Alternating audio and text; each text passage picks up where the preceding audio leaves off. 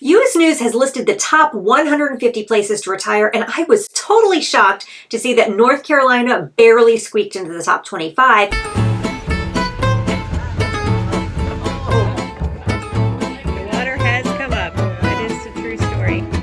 And the North Carolina city that did squeak in there, I would say is one of the worst places to retire in the state. I'll tell you why I don't think Asheville should have made the list later in the video, but first let's cover the basics. I've talked to a lot of retirees, and there's a pretty common list of what they want. Airport nearby, check the box. College town. When we were making a list of where we wanted to go in retirement, it was a list about 20 items long, and I think this had a check on every box. Believe it or not, we lived in South Florida. Never once dreamed that we'd be coming to, of all places, North Carolina. I am glad that my husband and I moved here. And if you had asked me that question initially, I might not have had that answer. Retirees want a city to have a reasonable cost of living, including both the cost of housing as well as taxes. There has to be fun things to do. They want access to good medical care, although younger retirees might not put as much weight on that as maybe they should. May we all play tennis until we're 100. And some people are concerned about the weather, especially those who are coming from areas with more extreme weather patterns. People are also concerned about the economy and jobs in the area because 25% of retirees move to live near their adult children, and their children need jobs. Besides that, a good economy means more diverse set of things to do, so it's more fun. Housing was actually something that I was going to call a negative for North Carolina because our housing prices really have gotten higher. We are no longer the cheapest on the block, and we do have a state income tax, so those are both negatives. But if you actually dig into the real costs of living, you'll see that there are a lot of expenses that are cheaper in North Carolina that level things out. Once I put things on paper, it wasn't as much of a negative as I was expecting. Florida does not have an income tax. Yes, you do pay an income tax here. The cost of a house here was definitely less than the cost of where we lived in South Florida. It was pretty much a break even or even a little bit less than. But for other people who came here from other parts of the United States, it was definitely more expensive. Most of the towns that make it to the top of the list on U.S. News have home prices under $300,000. In North Carolina, our median home price is $320,000, but the bad news is if you live in or close to the major cities, that price goes up quite a bit. In Charlotte, homes are about $383,000, and in Raleigh, our median home price is $432,000. The good news is some of our minor cities are remarkably cheaper than the average, but why are they so cheap? Let's take a look. Honestly, even the cheaper cities have a lot to offer for the price. First, let me say that both Winston-Salem and Greensboro are beautiful cities. I really do like both of them, and I travel to them often because they have some really cool museums. I love the Science Center in Greensboro, and I was a member for a while at Old Salem, which is a living history museum in Winston-Salem. If you have the chance to go, you really should go visit Old Salem. I also really love both of their downtowns. They're small, but the people there that I've encountered have always been really friendly. But here are the downsides of Greensboro and Winston-Salem. First, the economy just is not up to Raleigh or Charlotte yet. They just haven't attracted the companies that the Triangle and Charlotte have. Actually, the Triad tends to lose more companies than gain them. It's a common thing for small startups to begin in the Triad, but then to move to one of the bigger cities. I think one of the factors is the small regional airport in Greensboro. It's not as conducive to receiving inventory if you're a business. The small airport is also something to keep in mind if you travel. Both Raleigh and Charlotte have large international airports with a lot of direct flights. Charlotte definitely has more direct flights than Raleigh, but we have a decent number of them in Raleigh as well. At any rate, the lack of economic growth in the smaller cities means that there is always going to be less to do in those cities. Another expense that often comes with housing is insurance. I've recently had a flood of people calling me from Florida, no pun intended. I've had multiple people tell me their homeowners insurance went up so high that they couldn't afford their house anymore. 2 different people told me that their insurance had increased $700 a month. Homeowners insurance was infinitely less because hurricane insurance is just crazy.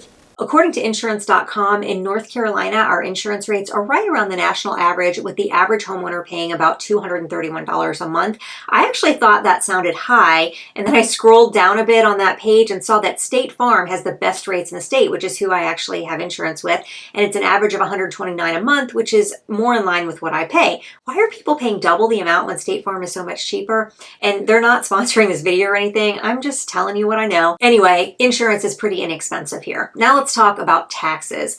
We do have a state income tax. It just went down, and the state has a plan to get our state tax rate to 3.99% by 2026. We do not tax Social Security. However, we do tax your retirement accounts and any public or private pensions.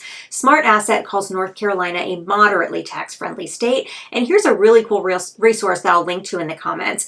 On the Smart Asset website, you can click on any state, in this case, North Carolina, and enter how much you have in retirement investments and Social Security and any other income you have. And they will tell you how much your annual taxes will be in the state of North Carolina or anywhere else you want to try it out for.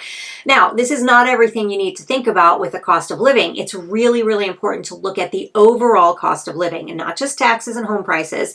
Like we just saw with insurance rates, medical care can be way more expensive in some places and way cheaper in others. The healthcare costs, when we first moved here, our supplement plan here was a third of what we were paying in the zip code that we lived in. And this is another thing that I noticed on the U.S. News list.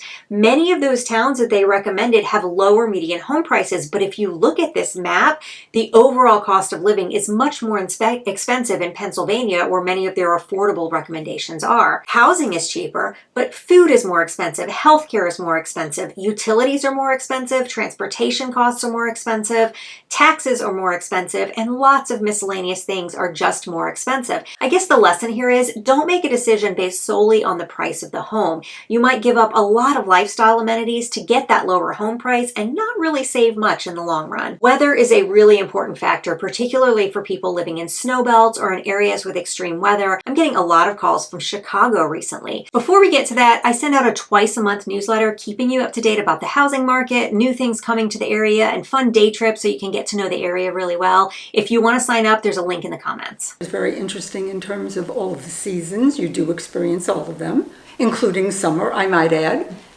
Definitely a little hotter here, but people say it's humid. It's definitely not as humid. We wanted the weather that you have here. Even though the summer's pretty hot, it can be pretty hot in Ohio as well during the middle of summer. Sure. Yeah, you have winter here. When the temperature goes below 70, I go purple. So I miss my South Florida winters. Is it freezing cold? No. Does it get cold? Yes. I've got a fireplace. I sit in my little corner there, turn the fireplace on, and read a book. The weather in North Carolina is really relative to where you've been living. I grew up in South Florida. I lived there for about 20 years, and my family all still lives there, so I visit on occasion. It took me some time to get used to the grayer days here in the winter. If you're from up north, it'll be much sunnier here than you're used to, but if you're from Southern California or anywhere in the Sun Belt, winter skies are definitely more gray than you're going to be used to. I will say, though, here's a really good tip. Taking vitamin D and a fish oil supplement completely reversed any seasonal moodiness that I had when I first moved here. I actually love winters now. It's cozy, and I love being able to curl up in front of the fireplace with some coffee and a snuggly blanket. I actually look forward to it every year.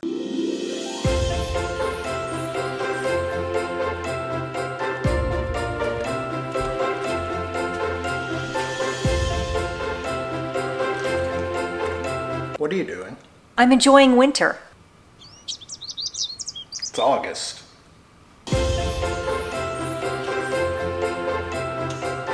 Put the air conditioning back.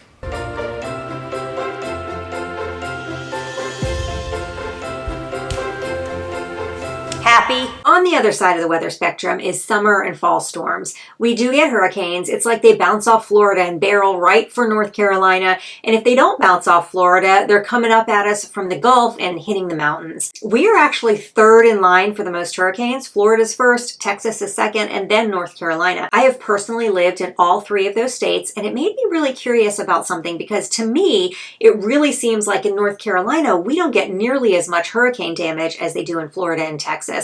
I know that anecdotal evidence is not the best judge, so I like to support my claims with actual data, and I was really excited to find out that I was correct.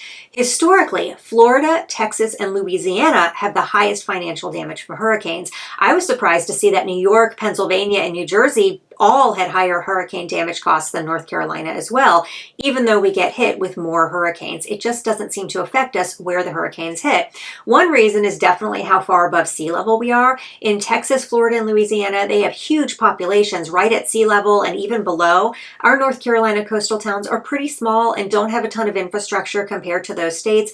We do actually have flooding here, but nowhere near the scale of the other hurricane-prone areas in the South or the Northeast. At any rate, when we have hurricanes here again, we don't have large populations on the coast. And by the time they get inland, the most common problem is that large amounts of rain that make our shallow-rooted pine trees topple over easily on power lines. We do get localized flooding, and you will hear people talking about it, but it is nothing like flooding in Florida. And you hear stories of after certain hurricanes, seeing cows floating down the river from the farms. Oh my Yeah. goodness. But part of living on the water. I grew up in South Florida, and we would get flooding like this, and we'd take our pool rafts out of from our backyard and float them down. There's probably all kinds of sewage and garbage in there. I have no idea, but it was the 80s and nobody cared. Yeah. So- I have no idea what kind of disgustingness was in that water after a hurricane, but I'm Gen X. We didn't care about things like that. We drank from water hoses and got our pool toys out of the pool to play in the street after a hurricane. All right, that wasn't really me or my street, but that was what it looked like. Those were fun times. I think lifestyle is where North Carolina really shines. There is so much to do, and a ton of it is free. There are so many museums throughout the state. In Raleigh, we have the largest natural science museum in the Southeast. This area is awesome for not only the theater, but museums.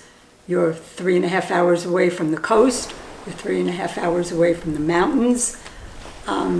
It's really an ideal spot. Airport is close by. Shopping is close by. I wouldn't have moved here if the shopping wasn't good. There are so many great things to do here in North Carolina. I think because we have such a varied topography, it gives you a lot of different options. We've got lakes and rivers and beaches and mountains. I'm kind of comforted by the fact that it's much more laid back here, and I appreciate that. You don't have to have all the glitz and glamour. What you choose to do is on you.